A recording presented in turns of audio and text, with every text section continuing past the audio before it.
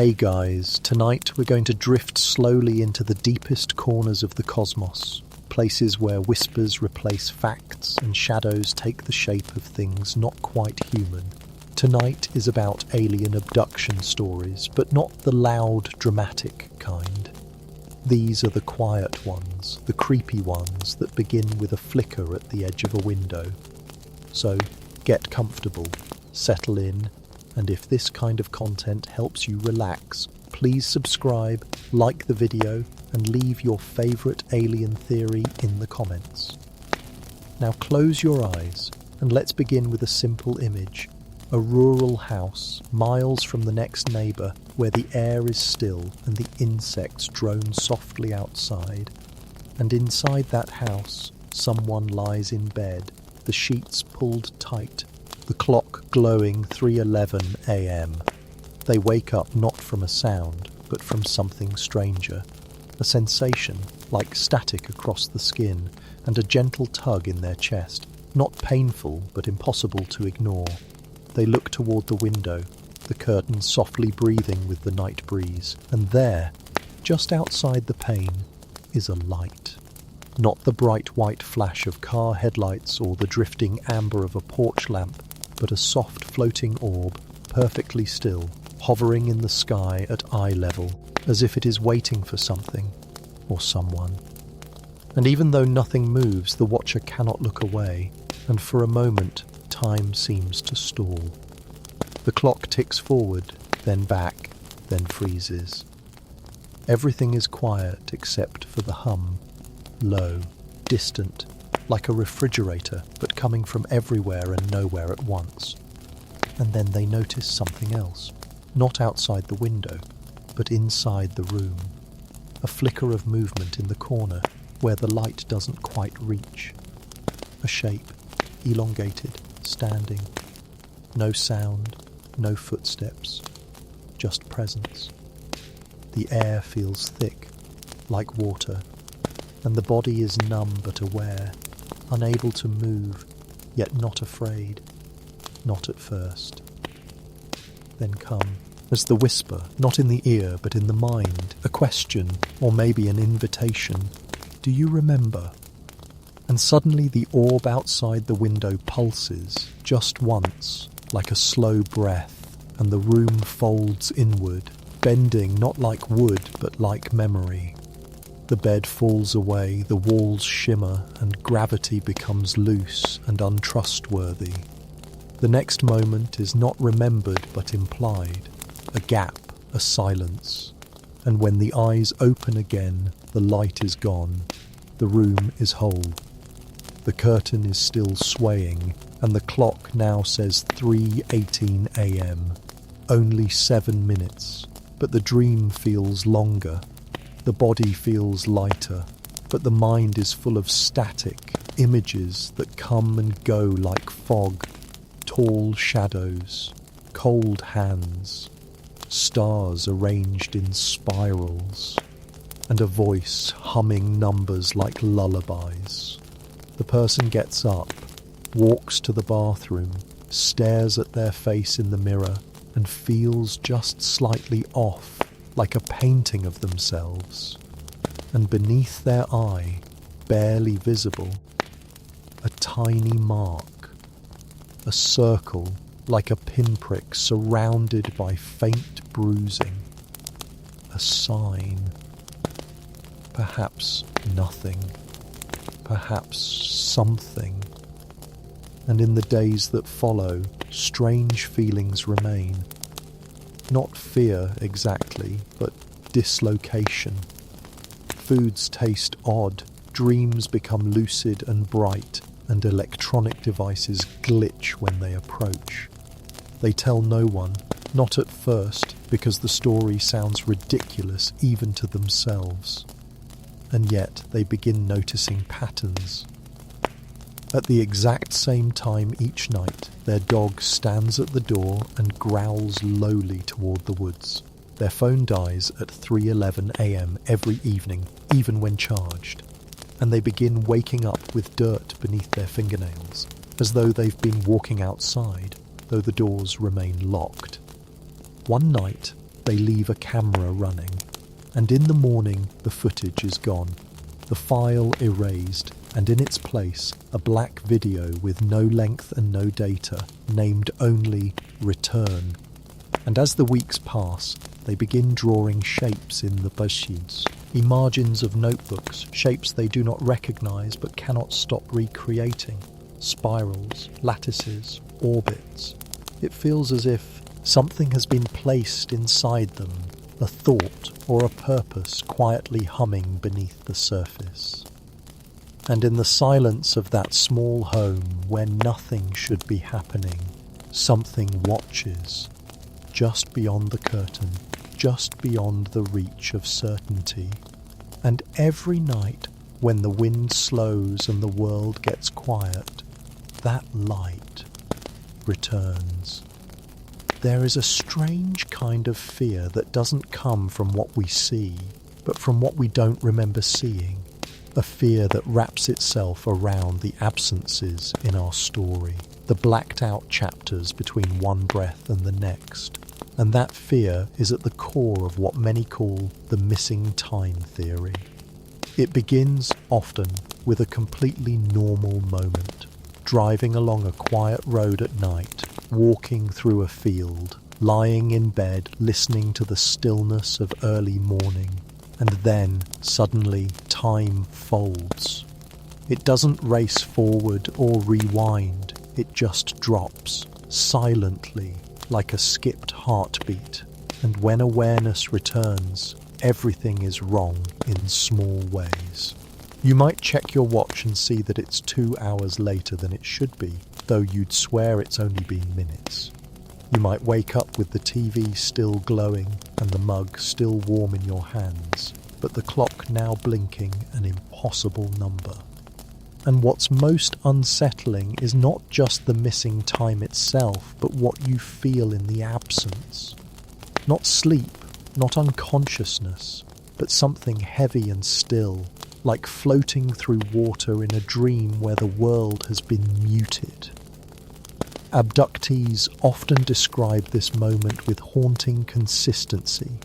They say it's like blinking, except when you open your eyes again, the sun has moved, the house is colder, the silence feels deeper, and a strange exhaustion settles into the bones. One of the earliest modern reports of missing time came from a couple in the 1960s, driving home from vacation when they noticed a craft in the sky that hovered without sound. They looked at it for a moment they both remembered clearly. And then, suddenly, they were 35 miles down the road with no memory of the last hour, their clothes slightly dishevelled, their skin sticky with cold sweat.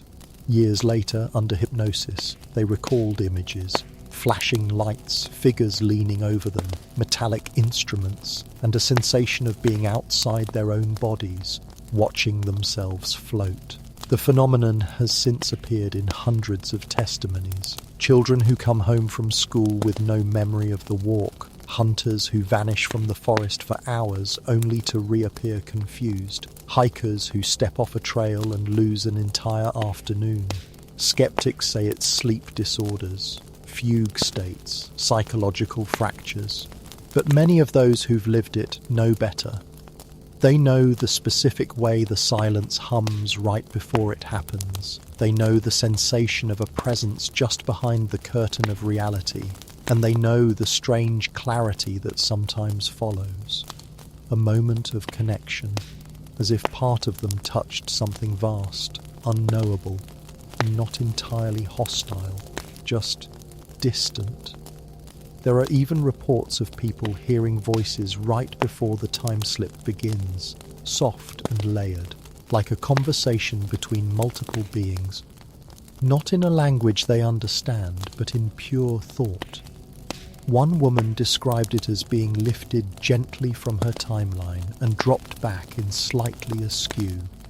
Things in her apartment were moved just inches from where she'd left them. A clock was running backward. A glass she'd broken days ago sat whole on the counter.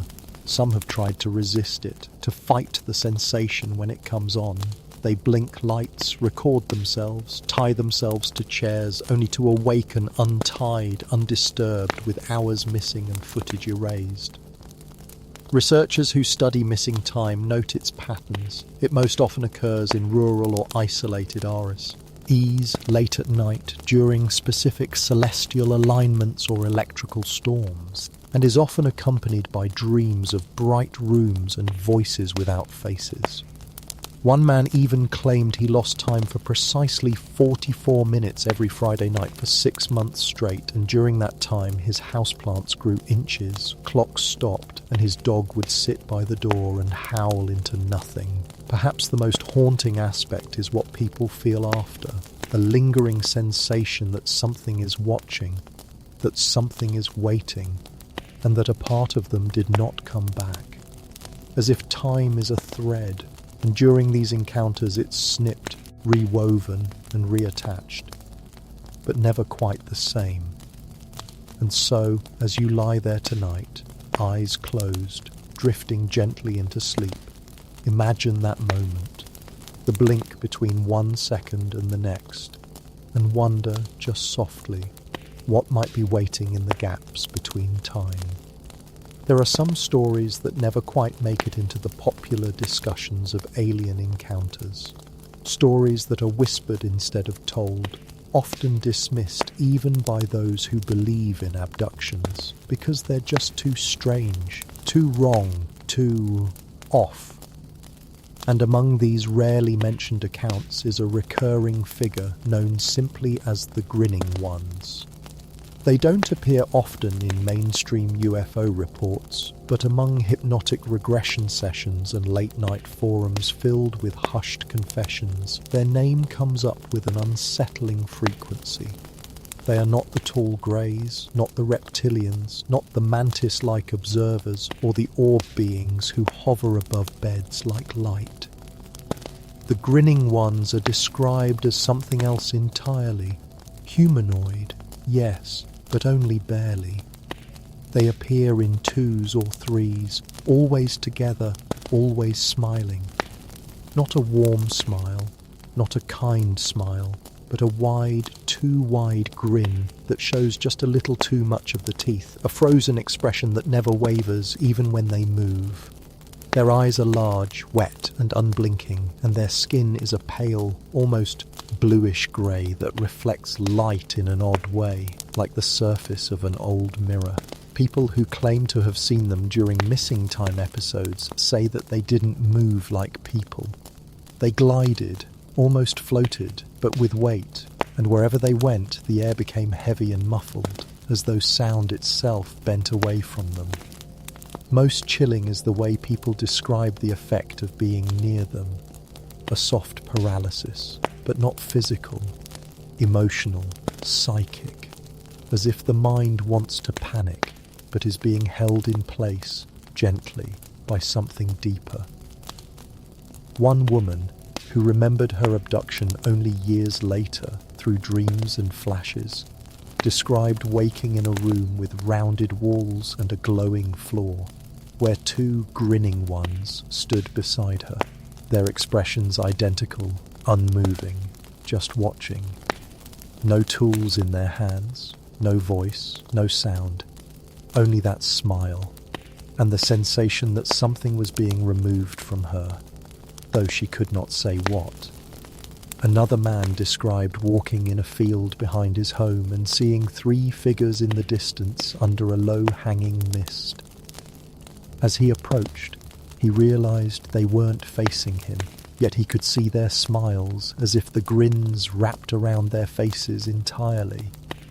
And then, just as suddenly, he was home.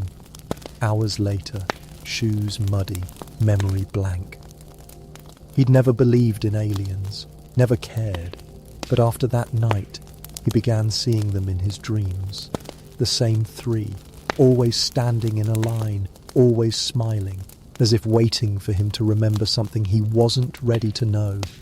What makes these beings so haunting isn't just their appearance, it's the emotional residue they leave behind.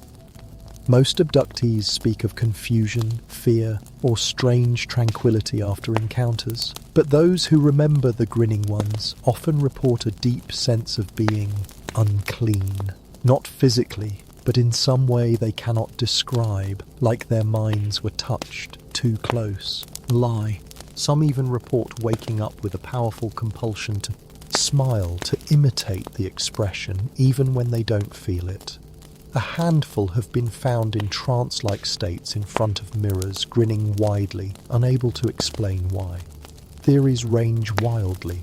Some believe they are a rogue faction of entities disconnected from the main extraterrestrial groups. Others think they are not aliens at all, but something else masquerading in a vaguely humanoid form, using the abduction phenomenon as a cover. More than a few believe the smile is not an expression, but a kind of interface, a projection designed to disarm or confuse the human mind like a mask or a signal. Perhaps the grin is not for us at all, but for them, a biological function or spiritual display we're not equipped to interpret. And yet, despite the strangeness, the stories persist, quietly, eerily similar across decades, countries, languages, always three beings, always the grin, and always the sense that something essential has been taken, or perhaps given, without permission.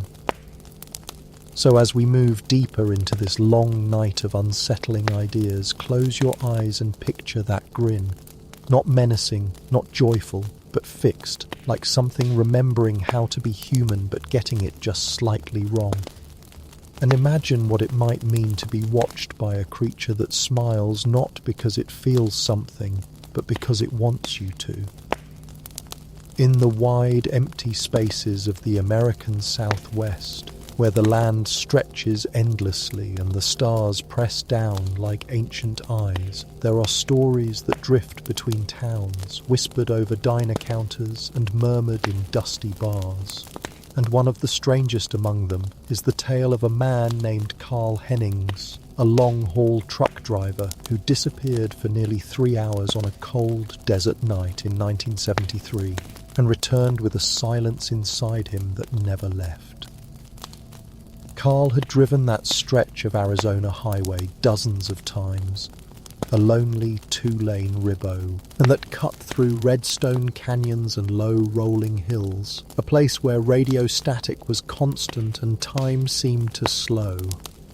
On the night it happened, Carl had just passed mile marker 211, his headlights painting the road with that familiar yellow glow, when he noticed something strange on the horizon. Not a light in the sky, but an absence, a kind of darkness so deep it seemed to swallow the stars above it. Then the CB radio crackled once, sharply, like a whisper of static that had a shape to it, and everything went quiet. The engine was still running, but there was no hum, no rumble, no vibration through the seat, only a stillness that made his skin prickle. And then came the pressure, a subtle heaviness in his chest, as though the air had thickened, and a faint humming that wasn't in his ears, but deeper, as if the sound was coming from inside his own body. Carl later described the sensation like driving through honey. Every movement slowed, every second stretched, until even his thoughts felt distant. And just as he reached for the radio to call dispatch, he blinked. And when he opened his eyes again, the truck was parked on the side of the road, perfectly straight, with the engine idling quietly and the stars back overhead. He thought only a moment had passed, but the clock on the dash read 3:42 a.m., nearly 3 hours later than it had been before. Confused and shaken, Carl pulled back onto the highway and drove straight to the nearest truck stop, where he sat in the cab for another hour without speaking, just staring at the horizon, trying to find the words for what he didn't understand. He didn't remember being taken, didn't recall any figures or bright lights, only the silence and a feeling that something had rearranged him from the inside. In the weeks that followed, he began hearing faint voices at night, not clear, not human, but layered and strange, like overlapping whispers in a language he almost recognized. He started sleepwalking, always ending up outside, facing the desert, as if listening for something just beyond the hills. And there was the issue of the tape. Carl always recorded his drives with a dashboard cassette recorder, something many truckers did back then out of habit or boredom. The tape from that night should have run continuously, but when he played it back, there was a blank section exactly 3 hours long, filled not with static, but a low, rhythmic pulsing sound, like a distant heartbeat made of electricity. He sent the tape to a friend in electronics repair, who claimed the sound pattern wasn't natural. It repeated every 74 seconds, perfectly timed, and modulated in a way that suggested it was encoded with something. But before he could analyze it further, the tape demagnetized itself in storage, erasing everything. Carl's story faded, like many do, but those who knew him said he was never quite the same. He became quieter, more withdrawn, and refused to drive that stretch of highway ever again. Sometimes, when he spoke about it, he would pause mid-sentence, eyes unfocused, as if listening to something far away. One night, years later, he told a friend that he had come to understand something, that what happened to him wasn't an accident, and that the silence wasn't emptiness, it was communication, but not in words, in presence, like being looked at by something too large, too patient, too other.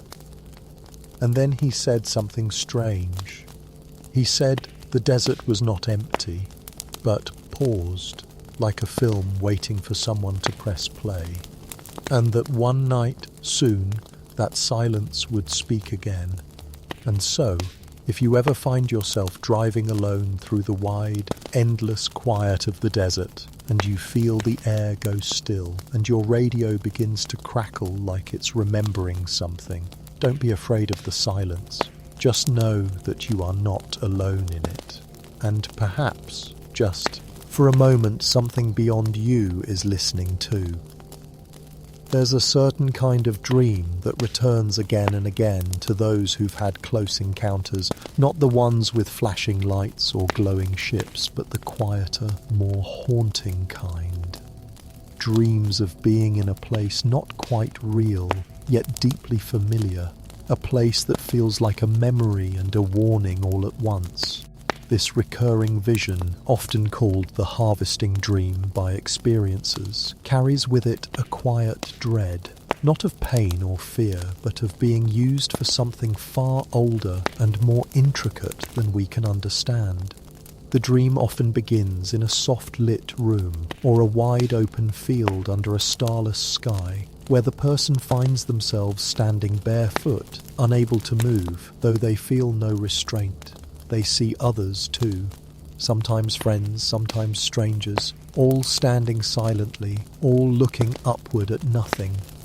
The air is thick with a slow vibration, like the hum of a tuning fork buried under the earth, and then the sky begins to pulse. A rhythm, like breath or heartbeat, not light exactly, but a soft awareness pressing down from above.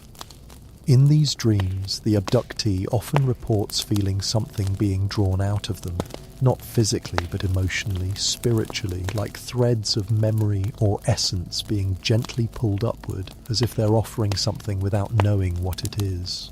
One man described it as having every feeling he'd ever had sifted through by invisible fingers, like someone browsing the pages of his soul. And when they awaken, they are not afraid, but hollow, peaceful even, but as if something important is gone, though they cannot say what. Theorists have speculated for years about what this could mean. Some believe abductions are not about study or experimentation in the biological sense, but rather a kind of cultivation, a harvesting of human experience, emotion, even consciousness. Itself, not for destruction, but for collection, as if our memories and dreams are a resource gathered gently and slowly over generations. And what's most unnerving is that many abductees who've never met, never spoken, and live in different countries describe this exact dream, Same setting, same feeling, same gentle extraction of self. Some even report seeing long-robed figures in the periphery of the dream, just out of focus, watching quietly with unreadable faces. Not threatening, just recording. A few accounts go further, claiming they were shown shelves or walls of light, where what looked like living memories floated in suspended streams, moments of human life, glowing softly, stacked and preserved like treasured artifacts. And in one of the most detailed testimonies, a woman who had never believed in aliens or abductions until the dreams began said she was told, not in words, but in presence, that her memories were ripe, that her love, her grief, her laughter, all had become bright enough to be taken, not stolen, but offered as part of a silent agreement she'd never made, but always somehow known. Some researchers tie this to ancient myths of soul collection, ancestral spirits, Akashic records, even biblical harvests, and wonder if perhaps abduction is not new, but just another form of something that's been with us since the beginning. Others speculate these dreams might be glimpses of a future or a parallel space where versions of ourselves are preserved, each memory catalogued and replayed for reasons far beyond our understanding. Skeptics, of course, call them stress dreams or hypnagogic hallucinations. But those who've had them again and again across decades know better. They say the dreams don't fade like normal dreams do. They linger, they change you. And sometimes, when you're awake and walking through your life, you'll suddenly feel it again. That soft pull in the chest. That sense of being watched, not in body, but in mind, as if something is gently turning too. Pages of your life, deciding which moment to preserve next. And so, as you lie here tonight, eyes closed, drifting into your own dreams, you might wonder, what parts of your story shine the brightest?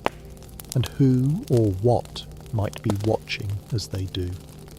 There's a kind of silence that only lives in forests, deep within their tangled hearts where the trees stand too still and the wind forgets how to breathe. And it was in one such pocket of stillness, in the forests of Oregon, in the late spring of 1962, that 3 campers walked into a mist unlike any they'd ever seen, and came out days later with no memory, no injuries, and no explanation. They would become the unwilling subjects of what is now called the Red Fog event, a case rarely discussed in popular media, yet whispered among abductee circles with a peculiar kind of reverence. It started simply. 3 friends, college students at the time, drove out to a remote part of the woods for a weekend of hiking and stargazing, bringing with them little more than a canvas tent, a few lanterns, and a shortwave radio for company. The first night passed uneventfully, though one of them later recalled waking in the early hours to the distant sound of what he could only describe as a low, insect-like chorus humming just beyond the tree line, a rhythm too regular, too clean, to be natural. But it was the second evening when everything changed. A strange stillness settled over the forest. The birds fell silent, and a soft rustling came not from the leaves, but from the sky itself, as if the atmosphere had turned to fabric, and something enormous was gliding over it. Then came the red mist. Not a cloud, not a storm, but a glowing fog that drifted in without warning, pulsing gently like a living thing, and carrying with it a warmth that made the skin tingle and the breath grow slow. The campers stood frozen, mesmerized, as the fog coiled between the trees and surrounded their sight, turning. Every shadow crimson and bending sound like it had weight.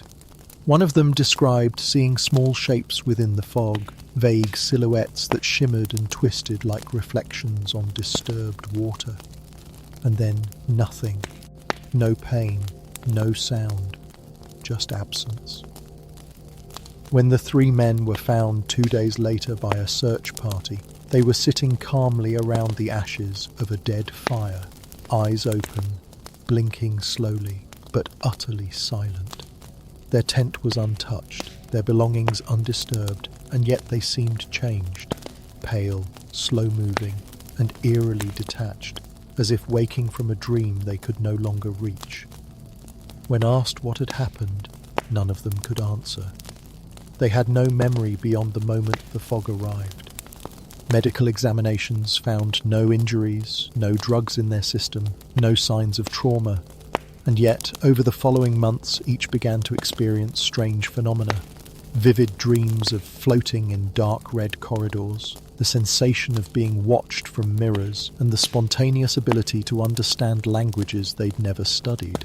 One of them, a linguistics major, began writing in symbols he claimed he'd seen glowing in the sky, long vertical marks that resembled a mixture of cuneiform and electronic circuit diagrams. Another began hearing tones in his sleep, harmonic sequences that followed him into waking life, interfering with radios and phone lines. But perhaps the most disturbing change was emotional. The men grew detached from their former lives. Relationships fell apart, careers faded, and they all eventually vanished from public view. Years later, a retired forest ranger who'd helped coordinate the original search claimed he'd returned to the site on the anniversary of the event and found strange burn patterns in the soil, shaped like a spiral, a mark that hadn't been there during the initial investigation. He also said the forest never sounded the same after that night, as though the birds, the wind, the life of the place had gone quiet just a little, like a song missing its final verse. Some researchers suggest that the red fog might not be a weather phenomenon or even a spacecraft, but a kind of interface, a medium through which the abductors operate, perhaps a living organism or a projection designed to soften the transition between dimensions or states of awareness. And others believe the fog itself was the entity, an intelligence too large or alien to take form, that simply enveloped them, altered them, and left when it had taken what it needed.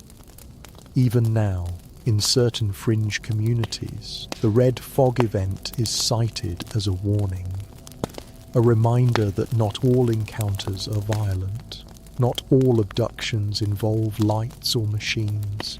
Some arrive gently, like mist at dusk, and leave behind only silence and the sense that something vast and red and breathing is watching from just beyond the trees. And so, if you ever wake in the night to find the air around you pulsing, glowing faintly red, and the sounds of the world gone quiet, don't run. Don't speak, just close your eyes and listen, because the fog is not coming to hurt you, it's coming to know you. Long after the lights fade and the memory of the craft has vanished into the haze of sleep and silence, something often remains, not visible, not tangible, but felt, like a pressure in the air, or a shadow that doesn't quite belong. And for many who've experienced alien abductions, the most unsettling part isn't the event itself, but what comes after.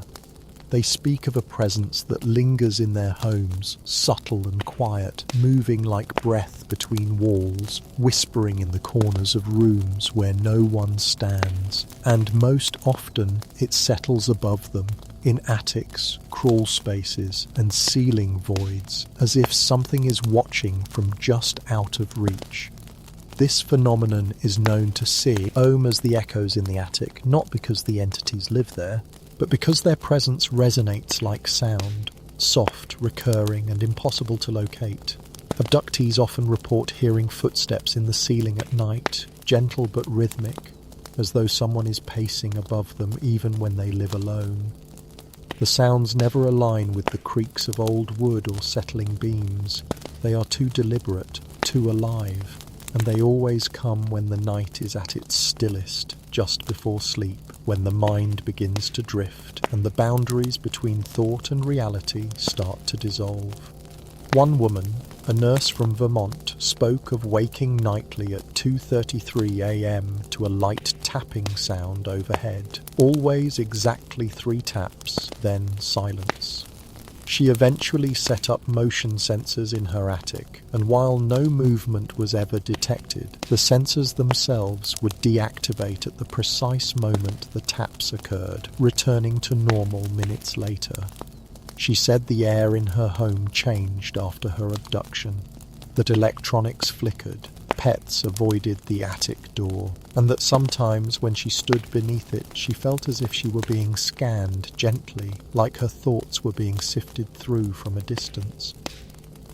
Another man, an artist living alone in Maine, described feeling watched from above for weeks after a missing time event.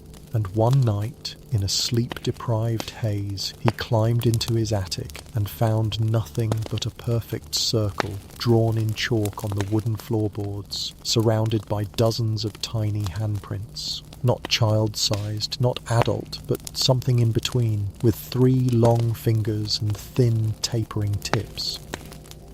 He erased the circle, but it returned the next day, precisely aligned in the same position, as if something wanted him to know, not that it was there, but that it had always been there.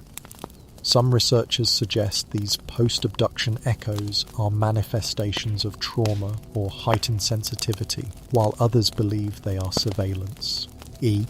That abductors leave behind devices or perhaps energetic links to observe and record behaviour in the days and weeks that follow.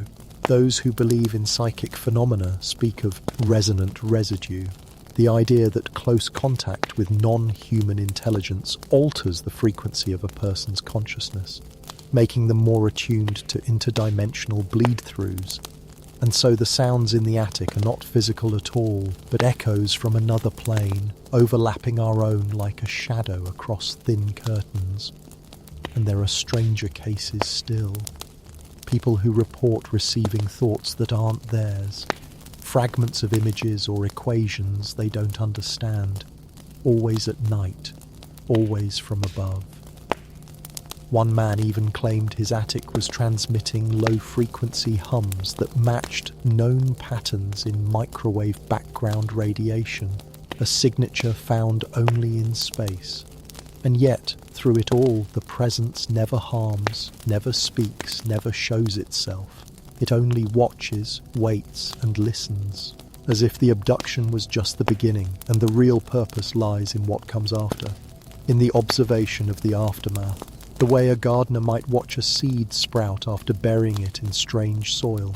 So if you ever find yourself waking at the same time each night, hearing soft footsteps above your ceiling, or feeling a sudden heaviness in the room without cause, know that you are not broken and you are not alone. You may simply be echoing, resonating with something that touched you and left a part of itself behind, not to harm, but to witness.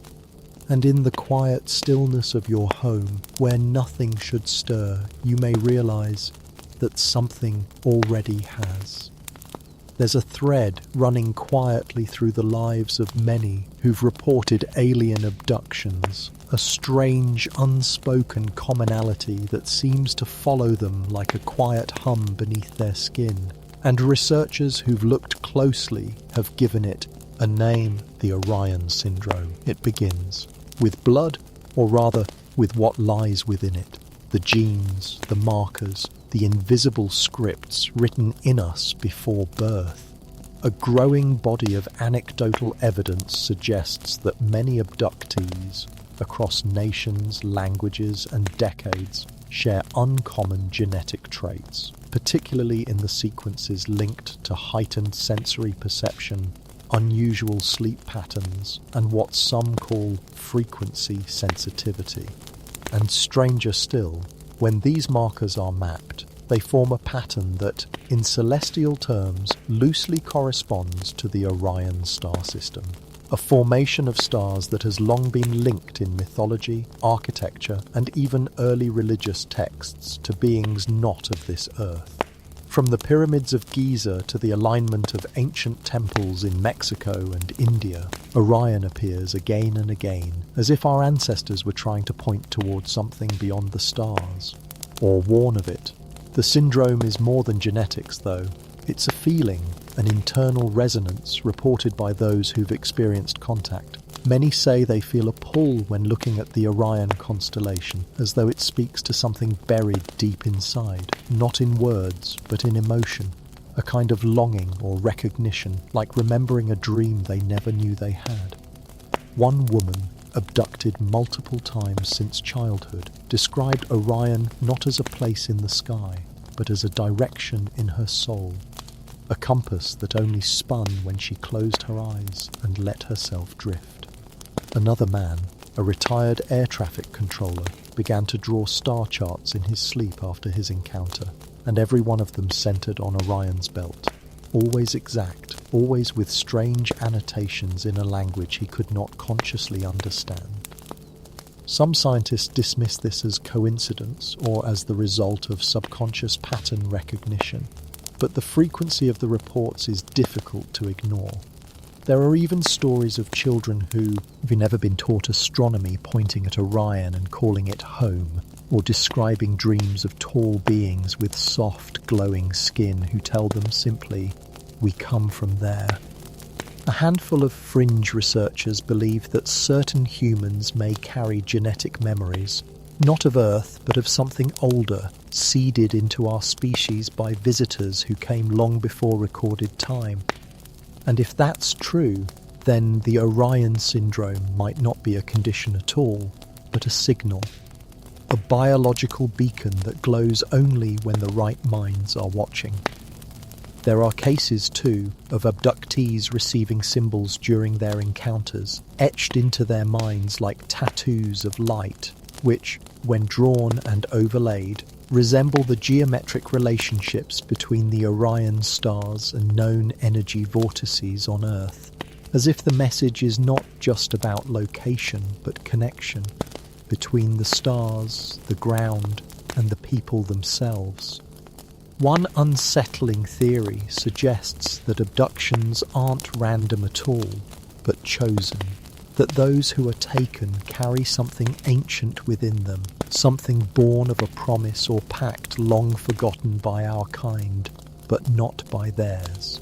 And that the beings who return again and again are not here to study us, but to reclaim something they left behind, buried in blood, hidden in dreams, encoded in the light that passes through our eyes when we look up at the night sky. And always, always, that sky leads to Orion. So as you rest tonight and sleep begins to soften the edges of your thoughts, let your mind drift upward to that constellation. 3 stars in a perfect line, ancient as breath, glowing quietly through time. And consider, just for a moment, that maybe what's looking back down isn't a star at all, but an eye. In the quiet hours of the night, when the world softens and the house settles into silence, there's a strange kind of stillness that sometimes creeps in. Not full, easeful, but hollow, like the air is waiting.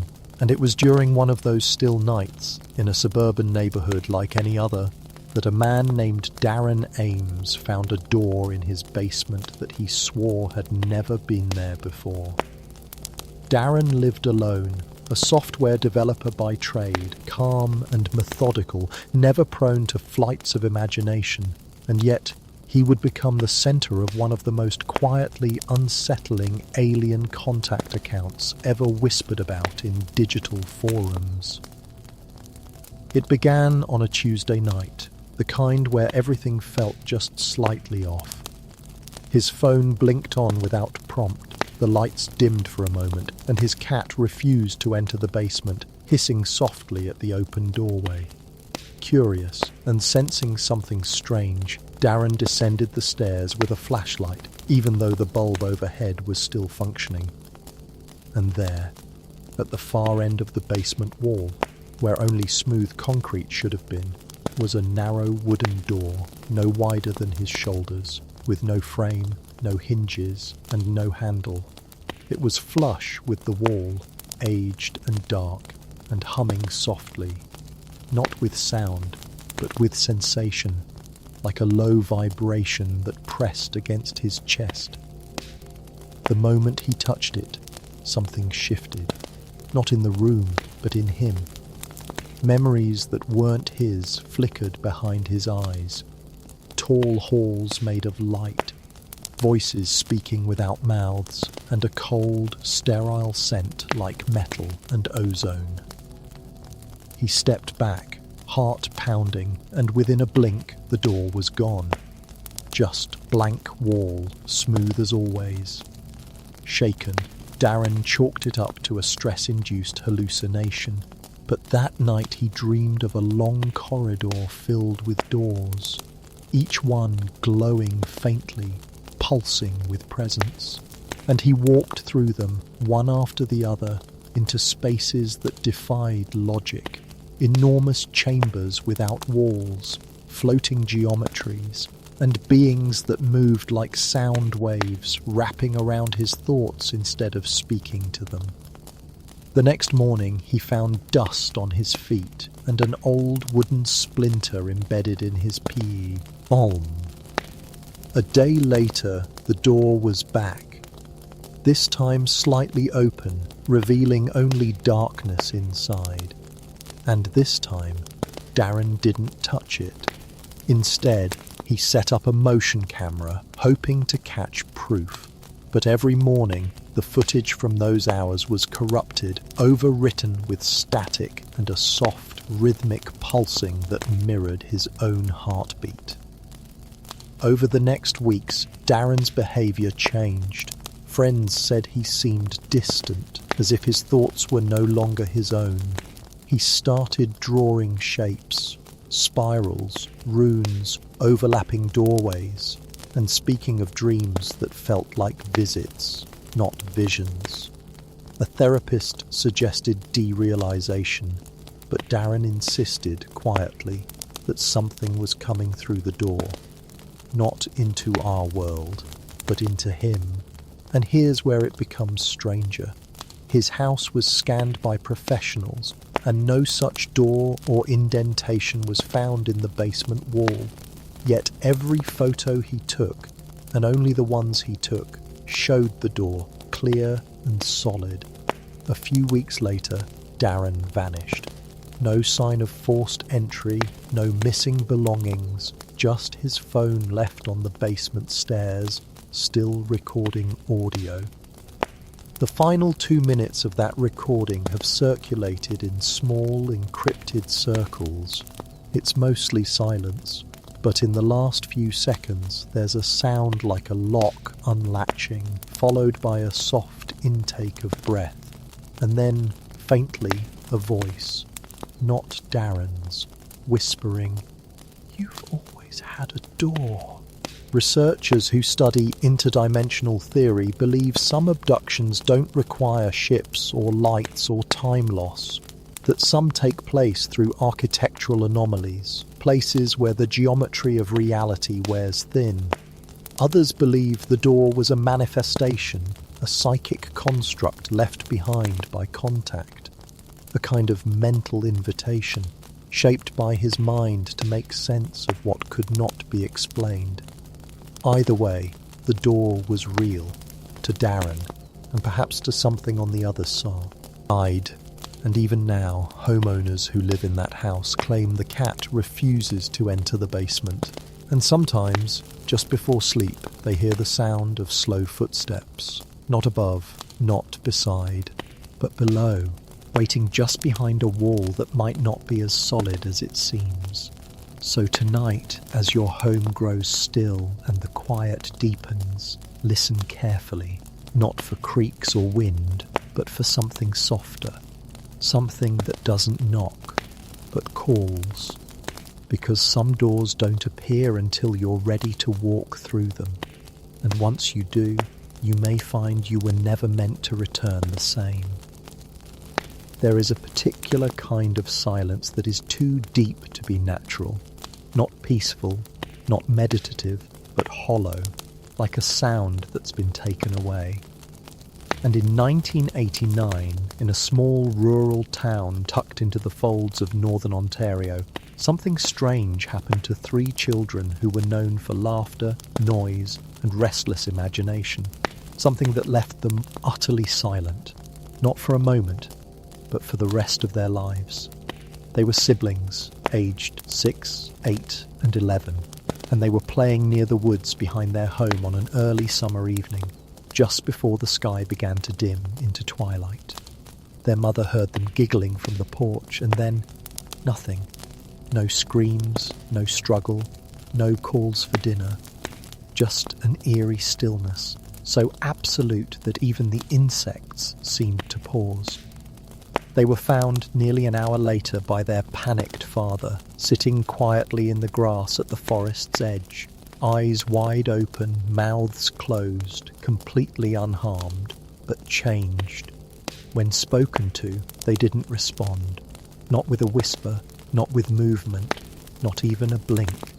It was as though their minds had gone somewhere too far for words to follow. Doctors found no physical trauma, no neurological damage, no toxins, just 3 perfectly healthy children who no longer engaged with the world in any way. They sat together day after day, holding hands, sometimes turning their heads in perfect synchrony as if listening to something just beyond human range. And every night they slept at the same time, awoke at the same moment and stared at the ceiling with a look that one nurse described as waiting for instructions. Over the years, the siblings were studied, observed and speculated upon, their case mentioned in underground forums and rare psychology conferences as the Silent Three. But no breakthrough ever came, until one night, 14 years after the event, when they all suddenly stood up in unison, walked to the window of their care facility and began drawing in the condensation with their fingers. 3 identical symbols, complex and looping, like a language from another time. Moments later they all collapsed and were unconscious for several hours, the only time they'd ever shown signs of normal biological sleep since the incident. When they awoke, they were again unresponsive, but a pattern had begun. Every 3 years, on the exact same day and hour, they would draw those same symbols again, sometimes in condensation, sometimes scratched into paper, sometimes traced into dirt with their bare fingers. And always, afterward, they would hum, a long, droning tone that grew in pitch together, synchronizing perfectly before fading into silence. Researchers from various private institutions attempted to decode the symbol and the sound, and while no official explanation has surfaced, leaked documents suggest the symbols are nearly identical to ones found etched into stone tablets discovered in ancient Mesopotamian ruins. Symbols that predate any known written language, but appear to correspond with celestial alignments, particularly those involving the Orion and Zeta Reticuli star systems. More unsettling is the audio. When run through spectrographic analysis, the hum reveals a repeating sequence of low-frequency pulses, not unlike those used in deep space communication protocols. Skeptics say the children suffered from an extreme psychological response to trauma, but those who've studied them closely, those who've looked into their eyes and heard the hum in person, say otherwise. They say the children didn't lose their voices, they simply no longer needed them, that whatever happened in those woods wasn't an abduction but a download, something imprinted, something dormant waiting for a time that has not yet arrived. And now, decades later, the children remain together, unchanged, aging physically but still mentally unreachable, still silent, except when they draw, except when they hum, and except, perhaps, in their dreams. Their room remains cold, no matter the heating, and electronics fail within a 20-foot radius. Visitors often report feelings of being watched from behind their eyes, and a few have claimed to hear faint whispers in a language they can't understand when standing near the trio. One nurse left the facility entirely after witnessing the children all turn their heads simultaneously, stare into a blank wall and begin to cry silently without expression. And even now, the room where they stay is called the echo chamber by staff, not because of sound, but because of presence. Something that seems to stretch out from them like an invisible ripple, touching everyone nearby, leaving a trace of something alien and ancient and deeply, deeply patient. So tonight, as you lie in the soft dark, letting your mind drift, ask yourself, what if contact isn't loud, or sudden, or spectacular? What if it's quiet, surgical, hidden in the stillness of a child's gaze? And what if those who go silent haven't lost their voice at all, but are simply listening to something we were never meant to hear? In certain towns, often small, isolated, nestled in valleys or near long-forgotten mountain ranges, there have been murmurs of a strange sound that comes only at night, always low, always distant, yet impossible to ignore. It isn't carried on the wind or broadcast through machines, but felt, Lee. Ear pressure behind the ears or a vibration beneath the ribs. This phenomenon, known in local folklore as the hum behind the hills, has long been dismissed by mainstream science as a mix of industrial noise or inner ear dysfunction. But those who've lived with it, who've felt it, say otherwise. They say it moves, they say it watches, and most of all, they say it calls. In 1997, in the quiet, coal-mining town of Belmere Hollow, nestled against the Appalachian foothills, the hum came back stronger than ever. Not just a noise, but an event that changed 8 lives forever. Over a span of 5 nights, residents began reporting strange symptoms. Insomnia, nosebleeds, migraines, and most notably, vivid and hyper-realistic dreams of being underground in chambers lit by pulsing blue light, surrounded by beings whose faces shifted like reflections in moving water. These were not dreams of fear, but of observation. As if they were being studied, each thought and memory played back to them in sequences that felt both ancient and surgical. It began with one man, a retired teacher named Arnold Keyes, who woke in the middle of the night with tears in his eyes and the distinct memory of lying on a table made of light while something tall and weightless sifted through the years of his life like a deck of cards. He described the hum as a song without music, too deep to hear but too close to ignore. Within days, more people heard it, always after midnight, always coming from the same direction. The hills to the north, the ones where no trails went, where birds refused to nest, and where the oldest residents warned their grandchildren never to wander. Those who went up to investigate often came back disoriented, claiming they'd lost time, not hours but moments, chunks of memory missing like scenes cut from a film, leaving only blank space where thought should be. Some came back, with strange burns on their skin in perfect circles, or with dreams that weren't theirs. One woman returned with a handprint on her back so long and thin it couldn't have been made by any human. And in every case they said the hum followed them home. More than a few began sleepwalking, always heading toward the hills, even in the freezing rain, even in silence. They said they could feel it, not just in their bones, but in their minds, like a thread tugging softly at something unspoken.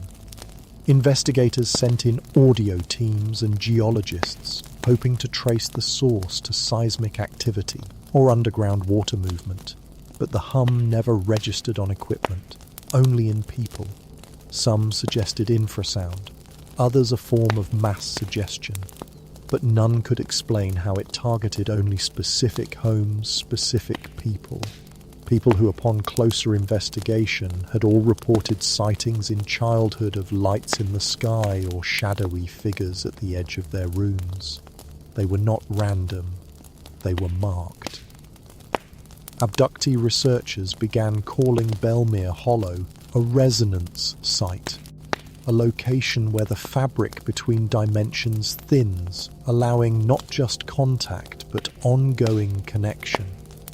One theory, drawn from declassified military papers, suggests that the hum is not sound at all, but a carrier wave, a broadcast from an intelligence not bound by physical form, encoded with instructions not for technology but for consciousness, a slow activation of buried code in the human mind, and those who respond to it, who hear it, are not victims but participants in something larger than anyone can explain.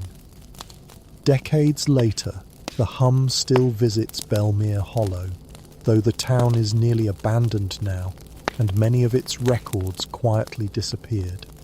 The hills remain untouched, eerily silent during the day, but under starlight, some say you can still feel it in your teeth, in your chest, in your dreams. A low, endless tone, like breath drawn in beauty, never released. And tonight, as the world around you settles into soft silence, you may begin to notice a pressure behind your ears or a deep vibration that's not quite sound. Don't be afraid. It's just the hum, reaching softly across the dark, looking for minds that are open and listening. In the shadowy folds of rural Alaska, where the sky stretches wide and the air tastes of ice and pine, there's a small fishing village few have heard of and fewer still can find, a place whispered about among pilots and long-haul truckers as cursed or worse. It's there, in the winter of 1982, that the lights first came, not streaking across the sky like comets, but hovering silently above the bay. Motionless, watchful, waiting. The people of the village, hardened by years of isolation and indifferent weather, watched them with a mixture of awe and dread. They weren't just lights, they were presence, colourless and without glow, but visible in the way heat shimmers on pavement. They appeared every night at the same time, 1:13 a.m., floating low and still above the frozen water, sometimes in a triangle, sometimes in a long line, and sometimes, most unsettling of all, in a perfect circle that pulsed once every 10 seconds. They never moved, never wavered, and no one could explain how they hovered in winds strong enough to snap telephone lines. Those who looked at them too long claimed to hear something, not with their ears, but with their minds. A droning, like metal being bowed in the distance, or voices layered on top of one another, speaking backwards and forwards at the same time. And then came the disappearances. One fisherman, out on the ice after dark, never came home. His gear was found, neatly packed beside a hole in the ice, too smooth to have been man-made. A week later, 2 teenage boys vanished on their way home from a neighbour's house.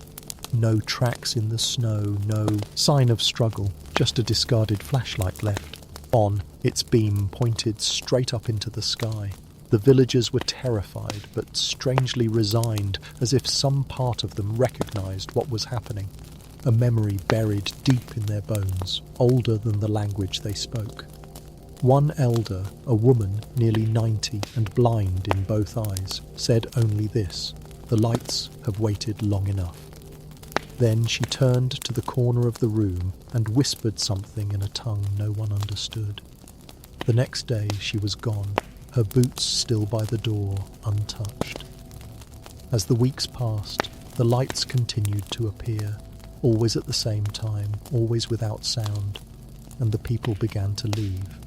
One by one, Families packed up and drove through snowstorms and black ice just to escape whatever waited above the bay. By spring, the village was abandoned, the only signs of life being the flicker of satellite dishes still rotating on rooftops, searching for signals that had stopped arriving.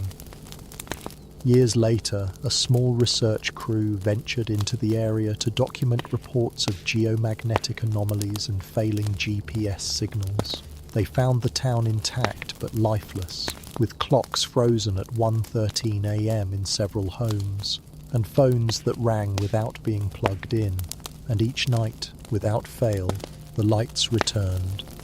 One team member, a linguist from Helsinki, claimed to have translated a sequence of tonal patterns recorded during the appearances into a simple phrase, "We remember you." He later disappeared while walking alone toward the water, leaving behind only a notebook filled with symbols that glowed faintly under infrared light. Some believe the lights were probes, some say they were the beings themselves. Entities so far removed from our reality that they no longer need ships, no longer need form. Others suggest they are collectors, patient and eternal, returning to places where long ago they made contact, and now return to retrieve what was promised. And a few, the quiet ones, the watchers, believe these lights have been here since before we were born, before we built homes or named stars, and that what they wait for is us, not as individuals, but as a species finally ready to remember something we agreed to forget.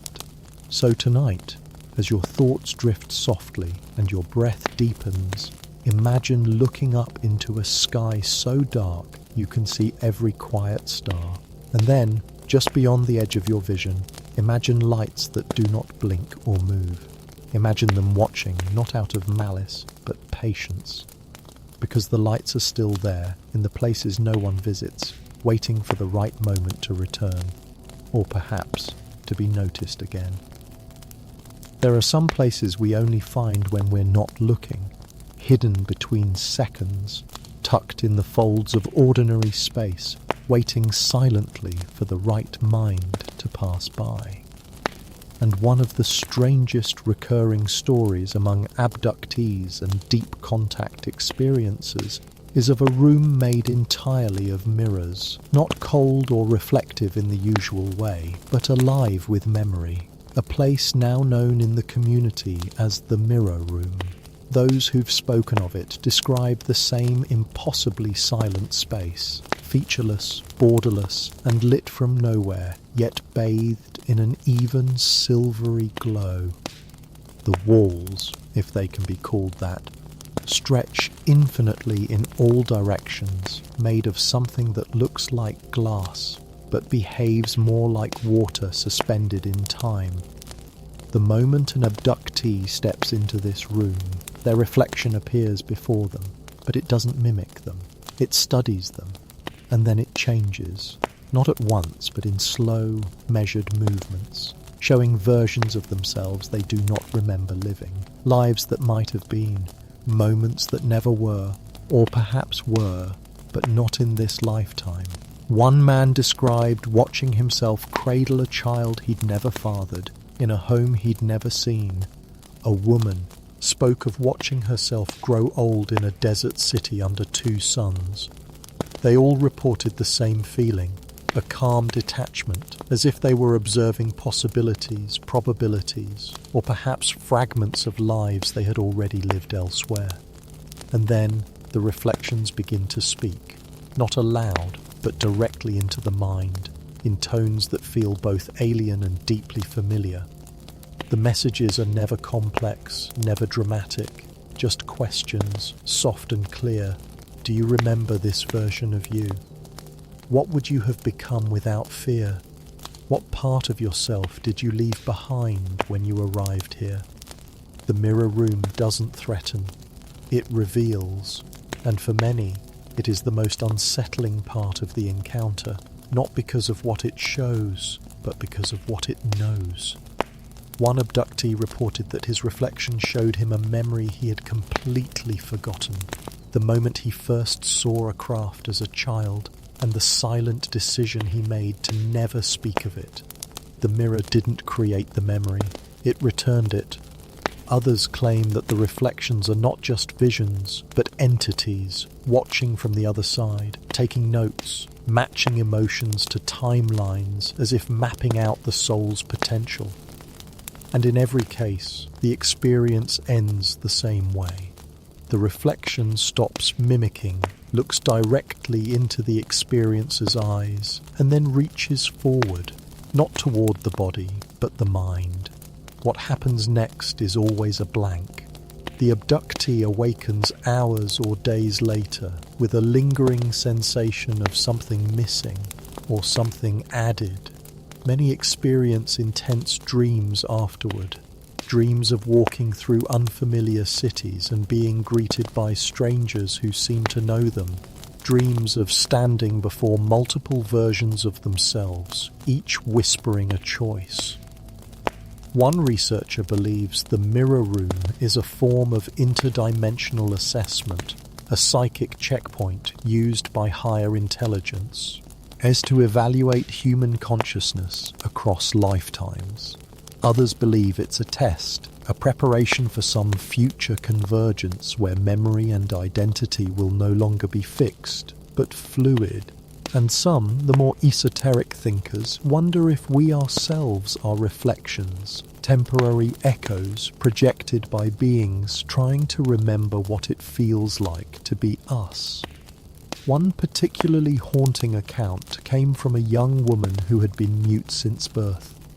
During her encounter, her reflection sang to her, a lullaby in a language she'd never heard, but somehow understood. And when she awoke, she could speak for the first time in her life. Not perfectly, not fluently, but with clarity. She said only one sentence before lapsing back into silence. That was not the first time I've been her, and whether that meant her reflection or herself, no one ever found out. So now, as the world quiets around you and your body relaxes into the weightlessness of sleep, imagine a door behind your eyes, opening into a room not bound by walls, where everything you are, and everything you could have been, waits, watching gently through a silver pane. And know that sometimes the truest abduction is not of the body, but of the self you left behind. Some places don't appear on maps, not because they're lost or forgotten, but because they were never truly meant to be found. And in the wide, wind-worn plains of Nebraska, surrounded by endless wheat fields and telephone poles that hum a little too loudly in the wind, there was once a farm known only by the few who lived near it. A weathered stretch of land that didn't grow crops, didn't keep livestock, and didn't belong to anyone in the county records. It was simply there. An old wooden house, a leaning red barn, and a rusted windmill that spun even on windless days. The locals called it Dead Row, not out of superstition, but because no birds ever landed on the power lines nearby and no one could quite remember when the place was built. And then, in the summer of 1976, something happened. The kind of story that never makes it past whispers or gas station bathrooms, but stays in the bones of a town long after the names have been forgotten.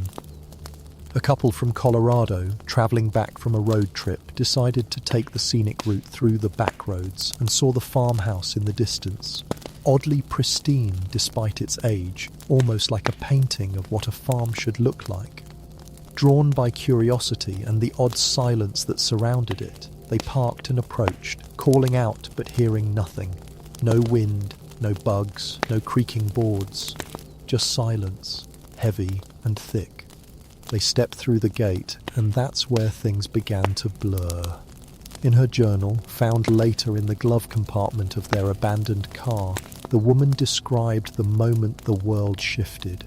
like a lens being turned or a radio dial slipping between stations. Suddenly, the sky felt too close, the air too sharp, and the farmhouse too perfect. She wrote about lights in the windows, though the house was dark, of figures moving behind curtains that never lifted, and most chilling of all, of the sound of a child's laughter, not joyful but rehearsed, looping again and again from somewhere inside the barn. They never made it inside. The next thing either of them remembered was waking up in their car the next morning, parked on the side of a road that didn't exist on their map, the farmhouse gone, just an empty field, dry and flat, no structures in sight. When they returned to the nearest town to ask about the place, the locals grew quiet, then evasive. One old man finally spoke, saying only, "You saw it too, huh? You're lucky it let you go." Over the years, the story repeated. Hikers, drivers, even surveyors would spot the farm from a distance. Ants always from the corner of the eye, always when alone or lost. And those who dared approach often came back with missing time, strange symbols burned into their cameras, or dreams of rooms that curved inward, where beings with no faces sat at long tables, sorting through photographs that moved. One theory suggests that the farm isn't a physical location at all, but a projection, a lure used by non-human entities to observe those who notice anomalies. The idea being that if you see the impossible, you become marked by it. Some researchers believe the barn itself is the epicenter, a kind of psychic gateway cloaked in familiarity, something that reads your expectations and wraps its edges in comfort, so that by the time you realize it's not a barn, it's already too late. Others point to satellite anomalies in the region where GPS signals become distorted and weather balloons vanish from radar. But the most unsettling details come from those who claim they escaped. They speak of voices inside their heads long after the encounter, urging them to come back, not in words, but in emotional pulses, belonging, warmth, surrender, as if the place wasn't just watching, but waiting for someone who wouldn't resist. One woman, years after her own brief encounter, drew the farmhouse again and again in her sleep, each time more detailed, more impossible. Windows that opened into stars, barns filled with glass coffins, porches that curved upward into the sky. She eventually stopped drawing, and soon after she vanished without a trace. Her journal ending with one last entry. It's not a place, it's a decision. So tonight, if you find your dreams drifting toward open fields and lone buildings under endless skies, and you see a farmhouse standing too still, with a door slightly ajar and windmill blades turning without wind, don't go in, no matter how familiar it looks, no matter what it promises, because some structures aren't built to shelter, they're built to welcome what comes after. Highways at night hold their own kind of silence. Not the soft kind, but the stretched, humming kind, filled with the low roar of tyres and the occasional flicker of headlights from a car that disappears faster than it came. And for long-haul drivers, that silence is a companion, a rhythm, a pulse, until, every so often, it isn't. There are hundreds of whispered stories passed between truckers and late-night cab drivers about something they call the passenger, a presence that appears not with a bang or a flash, but with a breath, a subtle shift in weight, a shadow in the rear-view mirror that doesn't belong. And while many drivers dismiss it as exhaustion, there are those who speak of it with a quiet reverence, even fear. One such man, Denis Marchenko, drove freight along the I-80 corridor for over 20 years, never once swerving, never once filing a report, until the night he picked up a hitchhiker who was never there. It was around 3:40 a.m. near a long, unlit stretch of road in Utah when Dennis saw what looked like a man standing on the shoulder, pale, still, arms at his sides. The figure didn't wave, didn't move, but Dennis pulled over anyway, not out of kindness, but because he said, "Something in me told me I already had." The moment he stopped, the passenger door clicked open and he felt someone climb in.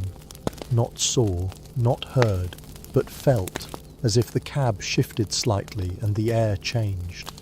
He spoke aloud, asking where the guy was headed, but there was no reply, just a long silence, followed by a low hum coming through the dashboard speakers, even though the radio was off. It was a tone, rising and falling slowly, like breathing translated into sound. Dennis kept driving, too afraid to look directly at the seat beside him until he caught the reflection in the passenger side mirror.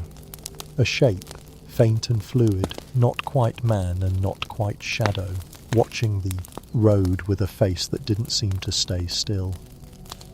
He said it shimmered like heat off asphalt, and just when he gathered the nerve to speak again, the dashboard lights flickered and the truck's temperature gauge dropped to freezing in the desert in July. Then came the whisper, not in his ears but inside his head. Just one word: remember. And in that moment, memories flooded him. Not his own, not fully. Images of distant moons, glowing hallways that pulsed like veins, and rows of people lying perfectly still beneath soft violet lights. He remembered being lifted, as a boy, into a room without walls, and a feeling of agreement, something old and binding. And then it was gone. The cab was empty, the air warm again, the road stretching ahead like nothing had happened. But when he pulled over at the next stop, he found something in the seat beside him, a handprint in the dust, long-fingered, too thin, with ridges that shimmered like circuitry. He took a photo, but the file was corrupted, and the dust vanished before he could show anyone else. And then, over the next few months, more stories came. From other drivers, different states, same tale. They'd pick up no one, feel the shift, hear the hum, receive the word, remember. One driver swerved off the road trying to flee it, and survived only to say he felt as though something inside him had been unzipped. Another claimed he drove for 6 hours with a passenger-shaped shadow in the corner of his eye and no memory of what route he took. And here's the strangest part. When investigators tried to verify their GPS logs, those segments were blank, as if their journeys had happened. But not in this dimension of record. Researchers of the phenomenon believe the passenger may not be a being in the traditional sense, but a trigger, a catalytic presence designed to awaken buried encounters, to remind select individuals of agreements made long ago under stars we no longer recognize. A few theorists suggest these ride-alongs are a form of consciousness reactivation, that the moment of contact is not the beginning but the middle of something far older, that the abductions, the sightings, the dreams are all part of a larger circuit being closed, and that those who've been taken once are never really alone again. So now, as the road of your thoughts stretches forward into sleep, smooth and winding, imagine a moment of stillness beside you. An empty seat, and then not. A breath that isn't yours, a whisper that has no mouth. And if tonight you dream of motion, of riding endlessly through dark stretches of thought with something just out of view, don't be afraid.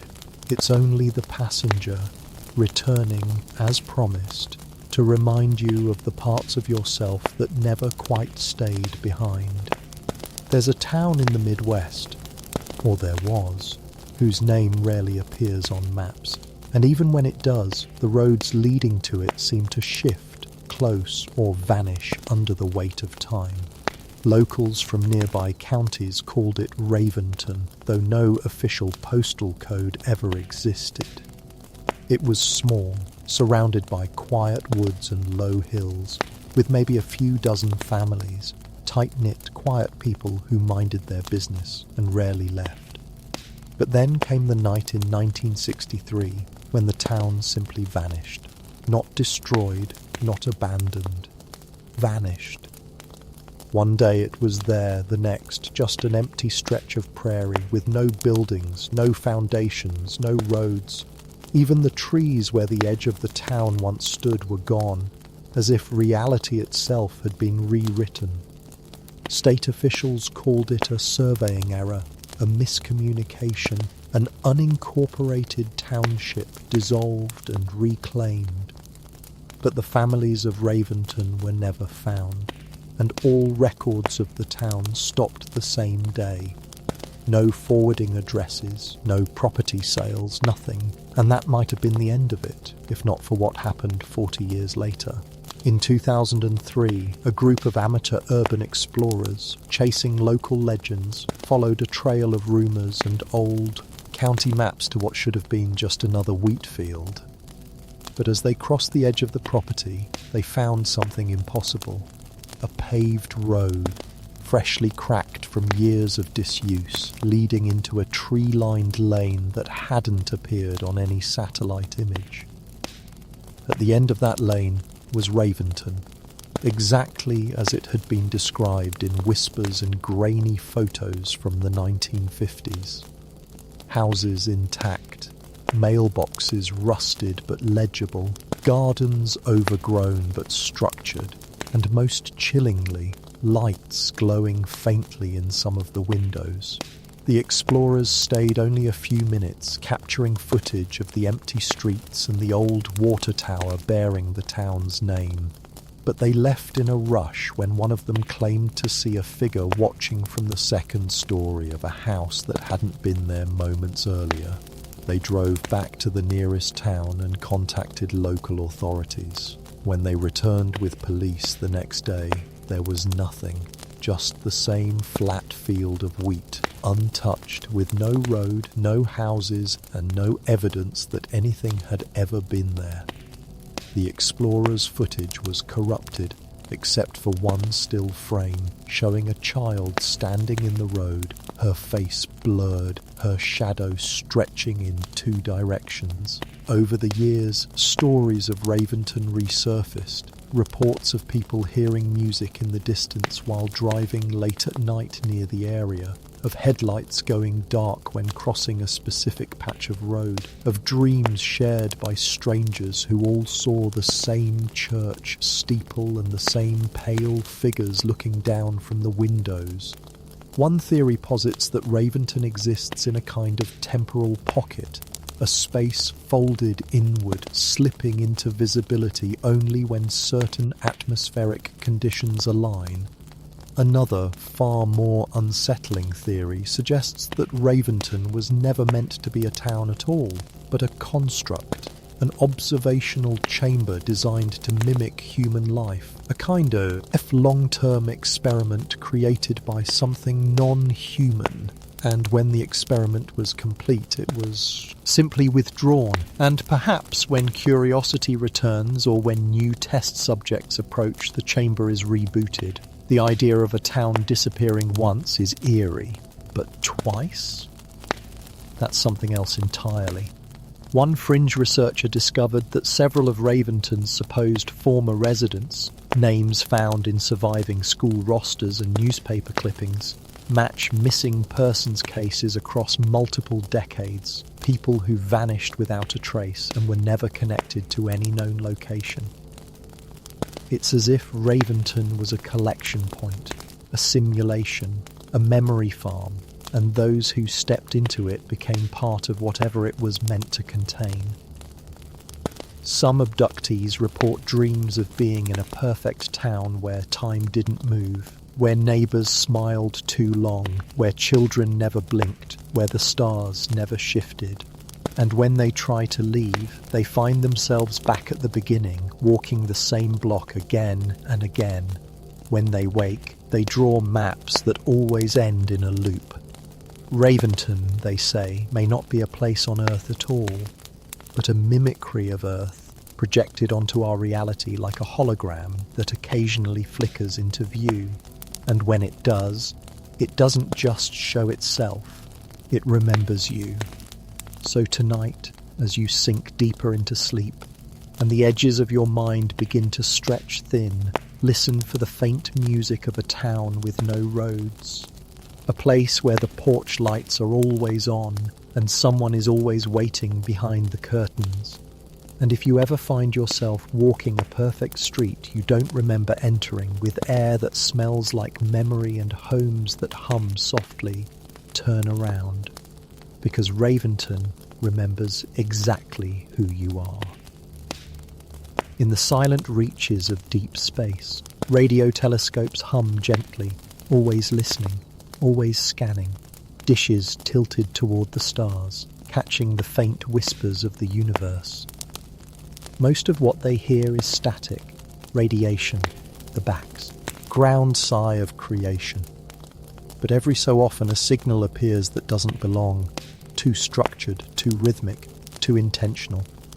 And in 1994, a team at an isolated observatory in South America received one such signal, a short, repeating burst that lasted only 43 seconds, then disappeared entirely. They called it Echo 9, not because it bounced back, but because it seemed to anticipate itself, broadcasting a response before any question was ever asked. The pattern of the transmission was unlike anything they'd seen, structured in perfect triplets, encoded in a frequency band unused by terrestrial or known satellite systems, and when plotted visually, the signal formed a spiral. Not a perfect Fibonacci, but something close, almost like a fingerprint drawn by thought instead of biology. Attempts to decode it using standard mathematical and linguistic algorithms failed, until one researcher, a linguist named Ava Lerin, tried feeding the signal through an emotional resonance simulator. Not words, but feelings. What emerged stunned her. The signal conveyed a sense of recognition, not a greeting, but a kind of acknowledgement, like a nod from across the void. And then, hours later, it came again, but different. This time, it wasn't just a signal. It contained a mirror of the observatory's own outbound test frequency, one they had sent years ago during calibration and forgotten. Something, somewhere, had caught that signal, held it, and sent it back, layered with its own structure, as if saying, "We heard you, and this is what we are." Ava and her team worked in secret, quietly looping the transmission through encrypted systems to avoid attention, and every time they played it back, it responded, subtly shifting, evolving, predicting what came next by milliseconds, like it was learning. And then one night, something impossible happened. The observatory's internal system, which had no direct connection to the radio hardware, began to emit a tone, not loud, not sharp, but clear and unmistakably alive. The team scrambled to trace the source, only to find the broadcast was originating from inside their own system. The signal had infiltrated the power grid, riding on electromagnetic fluctuations, and with it came voices, not human voices, but textured pulses that felt like thought, layered over the tone, speaking in rhythm, not language. Ava described it as being sung to by your own reflection. One technician, who had been monitoring the waveform patterns, fell unconscious for 7 minutes and awoke claiming to have seen a room of light, endless and quiet, where figures floated in shafts of pale blue, watching stars being born. He said he was shown Earth, not as it is now, but as it was 1 billion years ago, and again 1 billion years from now, wrapped in the same spiral that encoded the original signal. and in every version, something watched from above, quietly, patiently, sending signals not to reach us, but to wake us. Attempts to report the event were intercepted, the observatory quietly decommissioned within the year, and Ava vanished from public life. Her last known email, recovered years later, contained a single sentence. "They're not coming. They're already here. We just haven't reached the right frequency." Since then, isolated signal bursts matching Echo 9's profile have appeared sporadically around the world, in Arctic listening stations, submarine sonar logs, even one instance in the control systems of a particle accelerator that had no radio receivers. And in every case, the spiral returned, always shifting, always learning, as if it was rewriting itself to match the observer.